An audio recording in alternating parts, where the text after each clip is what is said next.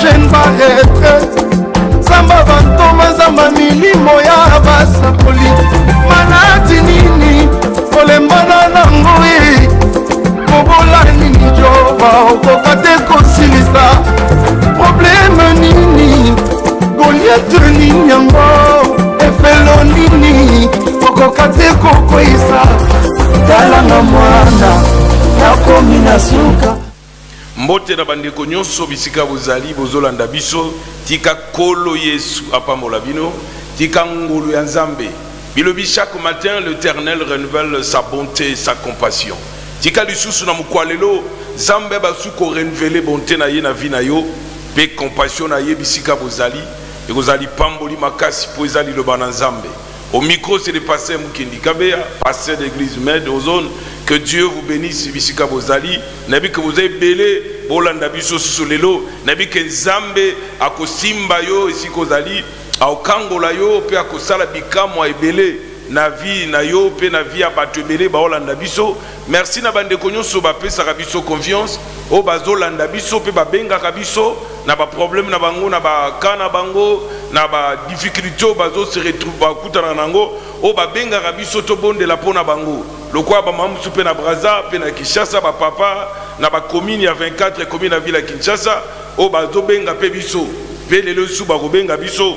Je crois que gozali pamboli makasi bisika bozali zamba konetolama lokumu nyonso et gozonge pa na Nzambe parce que makomo lobi faites toutes choses pour la gloire de Dieu. Je crois que obenga biso pour na lokumu na Nzambe numéro na biso omoni na bas de l'écran et ça ouvert tant obenga biso tokoyamba yo tokobonde la pepo na yo pe Nzambe akokumisama olingo za pe partenaire pour na émission oyo numéro angwana okobenga biso olingo soutenir émission na 100 na $1000 na $50,000 na $100 na $50 na $20 olingo soutenir émission olingo mona kabiso tout le temps to memela kayo la bonne nouvelle du royaume de Dieu okoko benga biso na numéro moni wana okosape ba dépôt na yo même na Orange Money okosa ba dépôt na yo même na Procrédit Bank na numéro de compte moni wana na franc ou bien na dollar okoko tia pe tango ko tango opesi biso SMS na yo to bengi biso tokobondela epa pona yo Nzambe akosala pe akobikisa yo yango wana tika kola pambola yo na komo de Jésus-Christ partout bozolanda biso na monde kolo Yesu apambola moko na moko boye na komo de Jésus-Christ. Amen. OK, lelo tolobela sur la nouvelle naissance. La nouvelle naissance. Rencontre à Jésus-Christ na Nicodème. Nenge Nicodème akutana kina Jésus-Christ. Masoloni ni basololaki. Entre Yesu pe Nicodème nde tokoye bango na poko lelo pe kozali pamboli makasi. Tozu Jean chapitre 3 premier verset. Mais il y eut un homme d'entre les pharisiens nommé Nicodème, un chef de juifs, qui vient lui auprès de Jésus de nuit et lui dit: Rabbi, nous savons que tu es un docteur venu de Dieu, car personne ne peut faire ce miracle que tu fais si Dieu n'est pas avec lui. Ah, Yoka, 3. Jésus lui répondit: en vérité, je te le dis, si un homme n'est né de dos, il ne peut voir le royaume de Dieu. Verset 4. Nicodème lui dit: certes, comment un homme peut-il naître quand il est vieux? Peut-il rentrer dans le sein de sa mère et naître? Verset 5.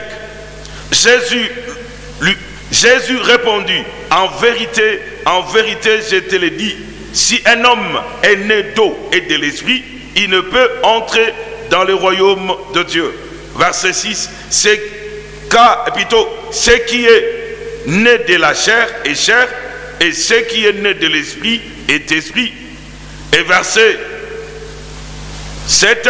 Ne t'étonne pas que je t'ai dit, il faut que vous naissiez de nouveau. Verset 8. Le vent souffle où il veut, et tu attends le bruit, mais tu ne sais d'où il vient ni où il va. Il en est ainsi de tout homme qui est né de l'esprit. Alléluia. Tomoni Nicodème, un docteur, nakadaba muyuda, docteur munene. Meta moni Yesu alobake, et senge mutabo tamana molimo, naître d'eau et de l'esprit, deux choses. Soki mutabo tami bongote, akota bokonza likolote. Ayoki pa moni babikamwa o Yesu Christ au sala. Bien-aimé, makomelobi Nicodème, na miso batu andimate, na miso batu ayate, mais tant poko eye mulili ake en coulisse, malem, ayekuta na kolo, abirabi, bisot na yebi que toi tu es un docteur venu de Dieu. Pour ba miracle au sala, mutako sala ngote soka azana nzambete. C'est-à-dire que asali analyse que batu musuba sala kaba miracle, o eza nzambete ezalaka. Mais ça n'a pas tout ba miracle, mais azana nzambi miracle azosala a montant côté a bongisi ngote a vu caméraman te a vu ba monteur te ba monter bikamwa te mais bi ke yo penza ndena sali observation na mulu ke yo oza docteur venu de Dieu abengi Yesu docteur abi makambu ozoloba mutakoloba ngote mutakosala bikama yo salite oyo ozosala wana fo azala kaka uti na nzambe soki te akosala ngo te Yesu abisie na ebisi oboye kotala ka bikamwa te esika Yesu masolo na bango miracle eza malamu nzambe asalaka bikamwa na vi na bato babika na malade na kufa na baproblème na badifficulté na makamwa ndenge na vi na bango bato babika mpe kembo ya nzambe ezotalisama. Mais Yesu Masia a memele message moko ya nini ya kokoma mwana na nzambe. Alléluia. Kokoma mwana na nzambe babota makamwana na nzambe te me bakoma kamwana na nzambe tubakoma kabana na mwana na nzambe eza na kati na évangile ya Yesu Kristo wa Nazareth ndesika tomona batu bazokoma bana na nzambe pona kokoma mwana na nzambe Yesu abisie fobota mana mai pena molimo kobota manana na mai ndenge nini oza lokele oza bato babota makana mai abota mi babweke na mai wana te kokoma mwana nzambe Yesu aloba eza kokoma mwana nzambe na ndenge nini eza ya kondima Yesu lokola Seigneur pe sauveur ya vina yo o renoncer na makambo ya mabe olobi no na satana oui na Yesu Kristo o accepter ye obi que le quoi m'a comme le bin livre à Romain si tu confesses de ta bouche le Seigneur Jésus et si tu crois dans ton cœur que Dieu l'a ressuscité de mort tu es sauvé. Alléluia. Est-ce que vous amen? Bien-aimé, Yesu abisie et na memeli ope sangmala mo lelo pona koyebisa yo bien-aimé et sengelo koma mwana na nzambe sapato zaka mwana ya papa na bino ya mama na bino odala komba famille na bino bayebi yo deja oza mwana libota wana meloko tobela na poko lelo kokoma mwana na nzambe. Hallelujah.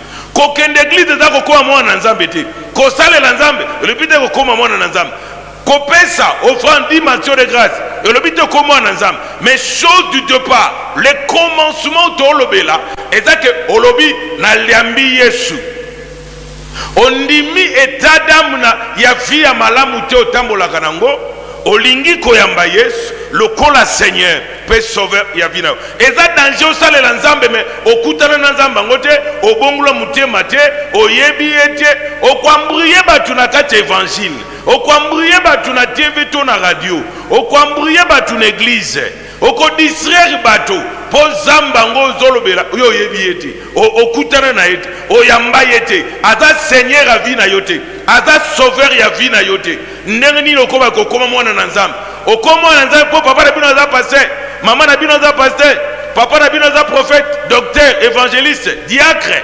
diagonesse bishop archibishop ndo koma na nzambe te oza mwana ya tata papa ya tata pasteur ya mama pasteur mais oza mwana ya nzambe nanu te pona no yambi Yesu na vina yote nanu molimo na nzambe ayete na kati na vina yo pona kokamba yo Yesu alobi celui qui est né d'eau ko croire na parole nazoba parole parce que na zela baptême d'eau ondimi ko kufa na Yesu ondimi pe ko sekwa na ye olingo banda une nouvelle vie elongo na Yesu Kristo bayebo lusundo zalaki kalate moyibi escroc épidique voyou chege mutu na gege mutu bakama molili tie mais bamona une nouvelle personne tant Yesu azobake celui qui est né d'eau et de l'esprit azobela batoke bandimi que Yesu ayaki a Yesu akufaki Yesu anyokwamaki makilane sopanaki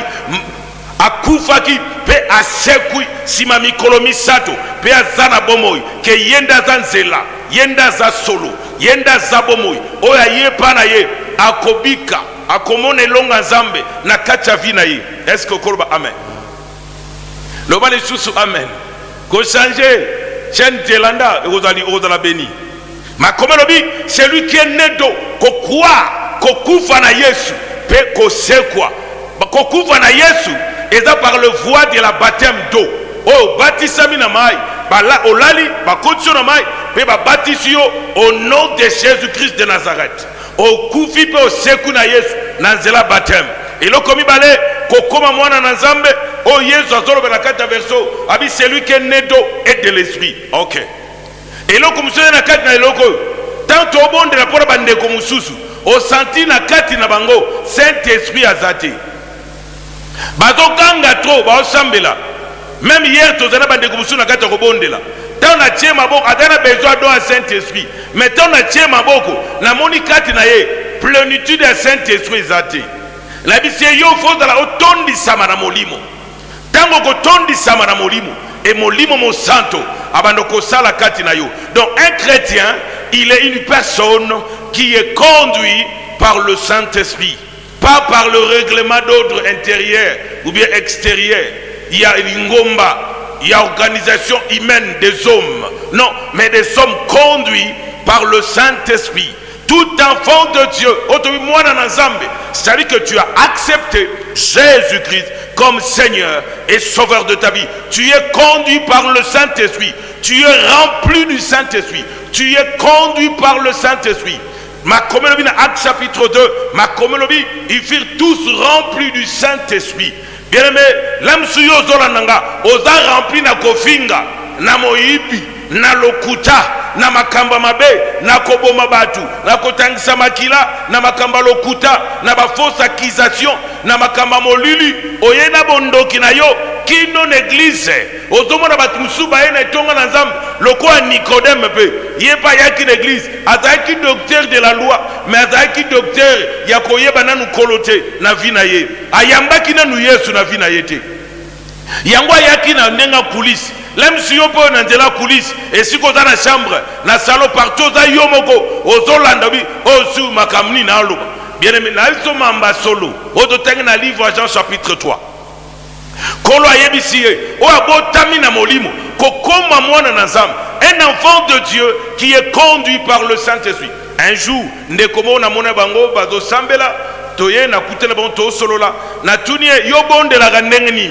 Abina ngai ngana bonde la ndenge na ngai nabi ndenge na yo est-ce que mwana na nzamba akoloba ke abonde la nzambe ndenge na ye donc soko bonde la nanu nzambe na ndenge na yo elasi ke nano za brisé te elasi ke Saint-Esprit aza na place te na vie na bino elasi ke vie na yo eza conduit na ye te parce que makomolobi na Romains 8 14 que tous ceux qui sont conduits par l'Esprit de Dieu sont fils de Dieu.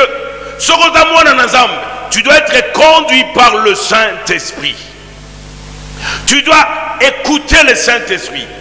Le Saint-Esprit est une histoire, mais c'est une personne vivante qui parle, qui instruit, qui dirige, qui révèle des choses, qui nous guide, qui nous enseigne des choses, qui nous apporte la révélation.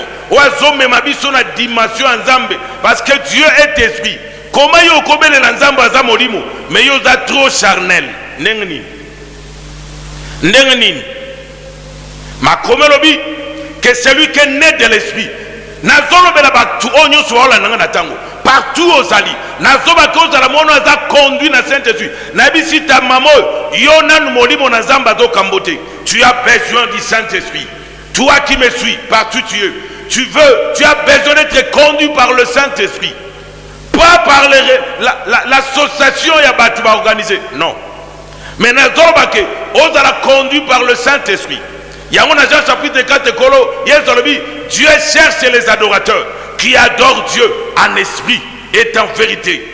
Nzambe pe Luka, ma prédicateur, on va prêcher la bonne nouvelle en esprit et en vérité. L'esprit de Dieu, c'est un esprit de vérité. L'esprit de Dieu, c'est l'esprit de révélation. L'esprit de Dieu est un esprit à vie. Ozo na kati ya vie ya bato. Pe azo changer histoire ya vie ya bato. Le Saint-Esprit de Dieu. Qu'on a rempli par le Saint-Esprit. Ma communauté dans Actes chapitre 2, quand ils furent tous remplis du Saint-Esprit, ils commencent à s'exprimer selon que le Saint-Esprit, selon que l'Esprit leur donnait de s'exprimer. Donc, quand moi, on sentit que les mots est disparaître, comme il tombe les ailes sous terre, il y a besoin comme il tombe la terre. Mon Père, glorifie ton Fils. Oh, gloire à Dieu. Que Dieu a glorifié moi nanaye. Tant réellement que toi, tu es un enfant de Dieu. Un enfant de Dieu. Une personne remplie du Saint-Esprit. Une personne qui renonce au diable. Et d'ailleurs, il y a l'ingoma nanzambe. Ozamona nanzambe. Kindo kiotikite. Kisi otikite. Odotika na porte église. Au côté l'église. Otika on apporte un dak. Au côté pour na kosambela. Nano bonga mite. Nano renoncer na diable te. Comment tu peux nous dire que toi, tu es un enfant de Dieu? C'est impossible. C'est difficile de croire na Zoloba, bien aimé. Yézabi, c'est lui qui est né de l'esprit. Dieu cherche les adorateurs qui adoreront Dieu en esprit et en vérité. Batuana nde kolo azana bango besoin. Yango moni na kata histoire ya Yesu tango kuta femme samaritaine ayebisi boy kendo bengela nga mubali na yo bongo oya ayebisi ye nazala mubali te Yesu asakoli likona ye ayebisi ye yo ozwaki mibali mitano oyo zane pe na ndaku azape mubali na yo te. Oy l'aime sauve que Yesu a panzi libala na ye Yesu a contre succès a contre vie na ye non. Ayebisi ke azali mutu azolobaki azosambela kasi molimo na nzambe azokamba ye te po ayeba kozwa révélation concernant mobali na ye ola chanjaka azala na révélation ke akutana na mobali oyo moko oyo akozala mobali ya vi na ye mpe bakotambola na ye na se na moi mpo na lokumu na nzambe. Est-ce que ozali bato baza conduit na Saint-Esprit nazobela nouvelle naissance bato bazo bongola motema na bango o baye kati na nkolo o baye kati na nkolo o balingi bazala bana na nzambe ya solo.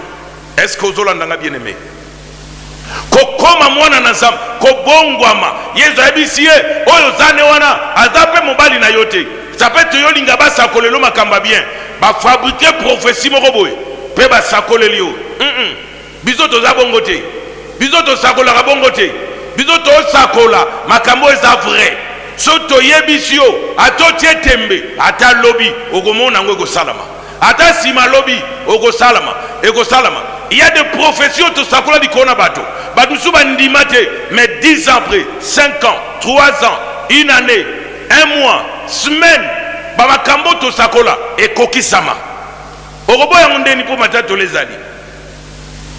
Alléluia. Yesu abisi o abotami na molimo nde akomi mwana na nzambe ya solo mwana na nzambe o nzambe alobela ye na voix audible na ba vision na ba songe par le prophétie par de prophètes mwana nzambe azoyoka pe alingi atambola eyenge bene ndenge kolo nzambe alingi.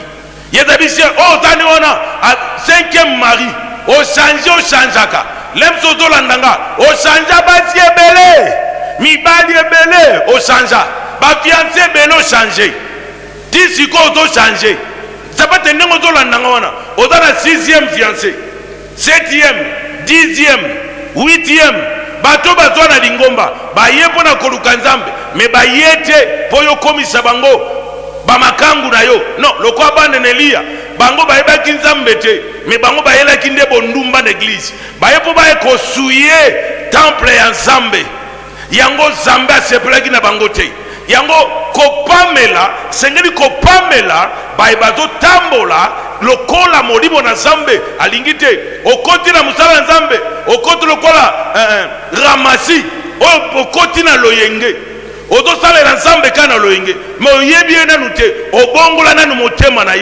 na yo te yeza bisi oza na ye 5e.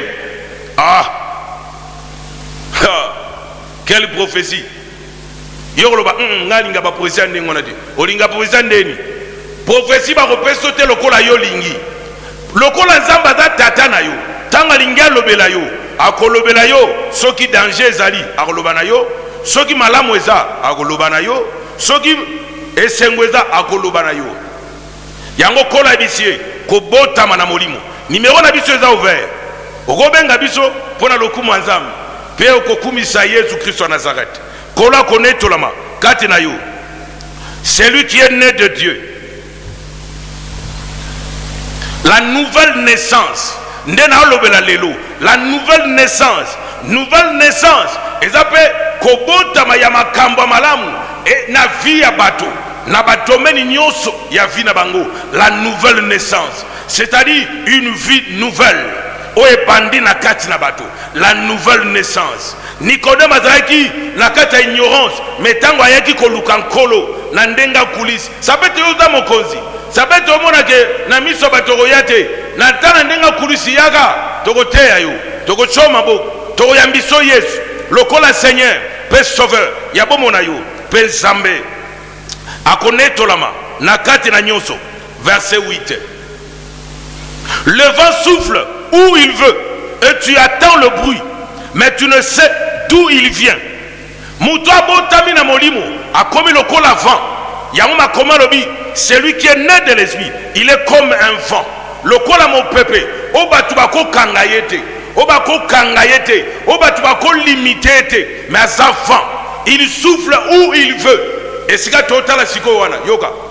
Makoma lobi, il souffle où il veut. C'est-à-dire que si kalinga kende longo na nzambe akokende muto ko arrêter ya zate ezala mama na ezala tata obazala makama mabe ezala yaya obazala makama mabe ezala bondoki ezala magie ezala occultisme ezala franc-maçonnerie ezala molili nyonso ezala ba science occulte ezala bokoko ezala limitation ekokanga yote. Pourquoi? Parce que makoma lobi na Jean 3 verset 8, le vent souffle où il veut. La seule chose qu'un enfant de Dieu doit savoir que elongo na kolo elongo kopesa melaye. Et si kayo lingi, ne doutez pas pour ta réussite, ne doutez pas pour ton progrès, mais croyez pour ton progrès. Est-ce que je parle à quelqu'un? Croyez à ta réussite. Même si la médecine t'a condamné, que tu ne peux pas être guéri, mais sache-le que celui qui est vent, il traversera.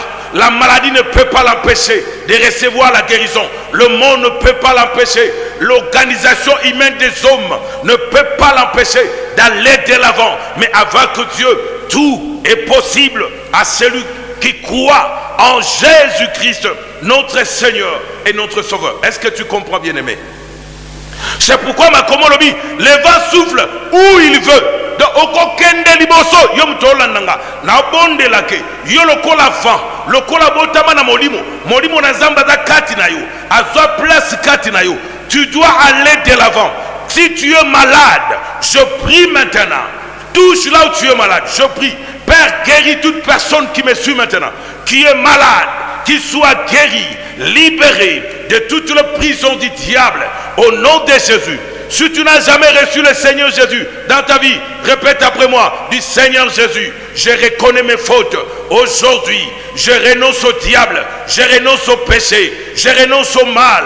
Ce soir, je t'accepte comme mon Seigneur et mon Sauveur. Et je confesse de ma bouche, le Seigneur Jésus, je crois que Dieu l'a ressuscité le monde et je suis sauvé. Seigneur Jésus, à partir de maintenant, je veux que tu conduis ma vie, tu conduis mon travail, tu conduis mon foyer, tu conduis mon fiancé, tu conduis mon entreprise, tu conduis mes programmes et que tout ce que je dois faire est sous ta direction divine au nom de Jésus-Christ. Amen. Bien-aimé, ma communauté, le vent souffle où il veut. Moutoua botami na molimo, azalo kwa mo pepe, oko kangayete. po batu mususu balobaka soko bongi bakisanga musapi soko tombwami lobanga ya note lobanga mama note makomo lobi toute malédiction sans cause n'a pas d'effet. Yo saleni po batu mususu balinga batu bakende liboso te, bamisusu balinga batu baevolue te, bamisusu balinga batu balonga te, bamisusu basepelaka na réussite batu te. Yango ça très important. Eh bien aimé, écoutez, le vent souffle où il veut. Bien aimé, tu dois aller dans la direction de Zambazo Memayo et longo dans Zambé, Yoko Salaba exploit. Ma komelobi, tu attends le bruit, mais tu ne sais d'où il vient ni où il va. Il en est ainsi de tout homme qui est né de l'esprit. Alléluia. Oya botamina molimo, akomi motonasika. Molili eko kanga ete, bondo ke ko kanga ete, oko kende liboso, olonga, oko ta toujours le premier et non le dernier. Gloire à Zambé et mon nakata vinayo, lokumu à Zambé et gotalisama nakata vinayo. Haloba amen. Le vent souffle, bien aimé oko souffler, ça dit que tu vas aller dans la direction. S'il faut réciter na betude nayo, oko récit. S'il faut réciter na kata ba faire, oko récit. S'il faut entreprise na yo récit, tu dois réciter comme tu es un vent. Le vent souffle où il veut. Tu dois souffler financièrement. Tu dois souffler matériellement. Il faut souffler. Professionnellement. Dans le domaine de tes affaires. Au dans le droit qu'on kende liboso. Il y a cause dans la tête et non la queue. Dans ce monde de la queue, yo kende liboso. Parce que tu es né de l'esprit. Tu es comme un vent que le monde ne peut pas t'arrêter. Yebisa bato ba yebisa ko yo kolonga te, yo kende liboso te, na famille mutabonga zate. Yebisa na koma déjà mwana na Nzambe. Et na zo croire na o Bible lobi. Ma comme le vent souffle où il veut. Ce qui yo lingi, mais ce ko lingi te, o kende liboso te parce que zo croire na réussite te. O zo croire na progrès te. Na lo bela bato batabana na Nzambe. O pe bazondima, lokola Yesu seki Nicodème que celui qui est né de et de l'esprit, il est comme un vent, il souffle où tu veux. Et si kayo lingo kende, même dans le domaine à voyage, même qu'on voyager, bien aimé kende liboso, tu es un vent que le monde ne peut pas arrêter, que ta famille ne peut pas arrêter, que les hommes ne peuvent pas arrêter. Même si bayiba yo biloko nyoso, mais bayibio nzambe te, bayibio Saint-Esprit te, bayibio maboko te, bayibio miso te, bayibio mayele te, bakoyiba diplôme, mais nakati na onde diplôme ezali, mayele za kati na yo, bomengo za kati na yo, wanande bayibi te, wanande yo koko kende liboso. Na kombo na Yesu Christ à Nazareth. Benga biso siko zali, tobonde la pona yo. Pelo kumu egozonge pa na Nzambe. Toze l'appel na yo. Yo mto na besoin prière. Bezamba ko kumisama na nyoso. Toze la yo. Obenga biso siko zali. Ko dutete mendima. Po dute ze ennemi a foi. Foi ndeza kitoko minkat na bana na Nzambe. Le vent souffle où il veut. Yo linga ko kende liboso to linga ko kende liboso te. Ennemi a muteza ye moko mutaliboso. Soko moko zo kuarte o kende liboso ndeni. Oui allô. Oui allô. Bonjour maman. Ok.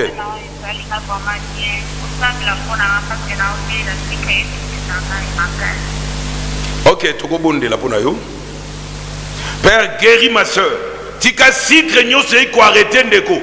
Et tika ye que ma soeur traverse cette maladie, que ma soeur abima victorieuse. Maintenant, n'a proclamé guérison. Je communique la guérison aussi kozali. Na lobio bika sikol. Na lobi ma komelo bito biki sababeli. Na biki sio sikozali. Na kombo Jésus Christ. Amen. Ok. Bien aimé benga lo kwande kwa bengi et kozali pamboli. Na bisoko dutete mendima. Si seulement si tu crois. Ma kombo lobi si seulement si tu crois, tu verras la gloire de Dieu. Et loko moko te ko arrêter ni maladie et ko kangayote. on a le droit qu'on vivre. Le quoi, mon comme le bin psaume 118 verset 17, je ne mourrai pas, je vivrai. Oso comme moi na nazam, o yambi bomo ikati na yo. O ezali pamboli. Oso yambi bomo. Ndeza Jésus Christ en Nazareth. Eza Jésus Christ en Nazareth. Ya bongo na kati.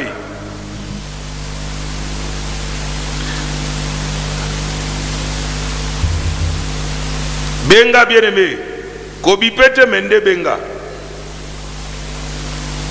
Yangone totu koloba, ke kolo abongo na kate, aza le même hier, aujourd'hui, à jamais. Nabi mutoko arrête azate, ni kindoka famille na yo, ni bato quartier na yo. Mutute ko arrêter yo, force moko te ko arrêter yo. Na yebi so bien-aimé, parce que tu es né de l'esprit, tu es un enfant de Dieu. Et tu crois en Jésus. Tika kolo apambola yo. Iska olandi biso, benga biso après mission, to yamba ope to bonda pono na kombo na Jésus Christo. Yo bonga maliko na nyoso. Allô? Rappelez bien aimé yom tozo zoko tozo bima. OK, toze la yo obenga pe ko zali pamboli. Naître de l'esprit yaunde toloba kobota ma molimo okuma mwana na nzambe o aza conduit par le Saint-Esprit yaunde tutu koloba lelo. C'est ça ce qui est plus important. Tobe lelo likomba okuma mwana na nzambe kotonda l'église ka ebele to tonda me bonga mate te parce que ma komolo bi si quelqu'un est en Christ il est devenu une nouvelle créature. Toluka ba nouvelle créature. Toluka ka batu batonda na ngomba te mais toluka batu batondi na tonga mais babongwama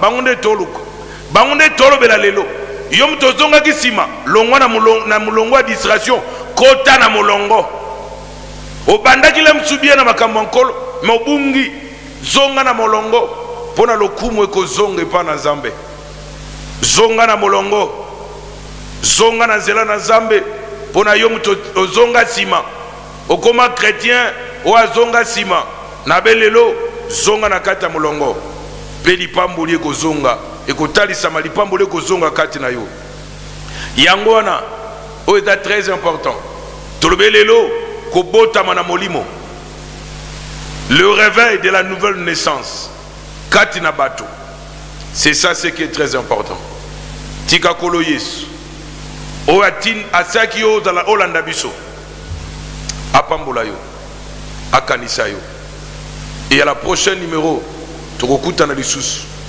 ba numéro ya ngwana oingo soutenir émission obengi pe koza très important na muke oza nango okotia na compte na biso wana pe kola kopambola yo yango wana ndebo itolobi amen.